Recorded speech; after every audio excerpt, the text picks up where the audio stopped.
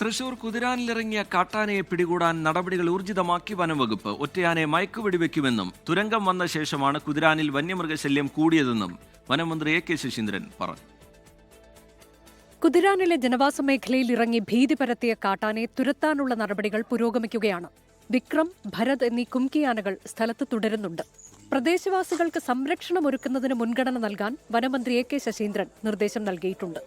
മയക്കുവെടി വയ്ക്കുന്ന കാര്യത്തിൽ ചർച്ചകൾ നടക്കുന്നുണ്ട്. കുതിരാനിൽ തുരങ്കം വന്ന ശേഷമാണ് വന്യമൃഗശല്യം കൂടിയതെന്ന് മന്ത്രി പറഞ്ഞു.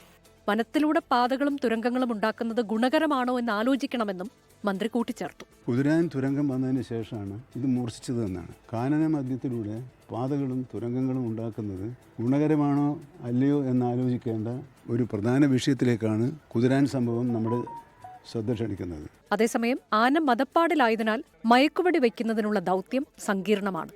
24 തൃശൂർ.